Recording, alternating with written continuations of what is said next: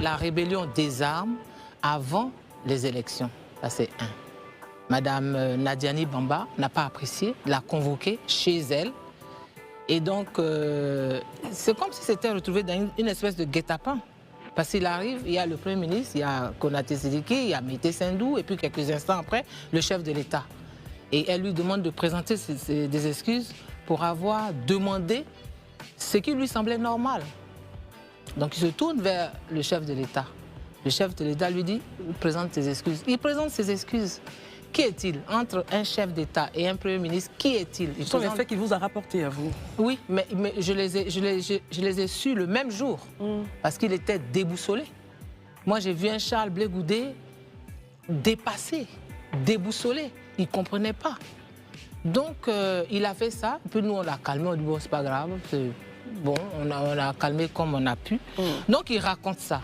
Ensuite, il dit que pendant qu'ils étaient à la CPI, le président de la République lui a demandé donc d'intervenir auprès de l'ancien président du FPI pour que le siège qu'il croyait être celui du FPI soit rétrocédé à Dame Nadiani Bamba, qui en serait la propriétaire.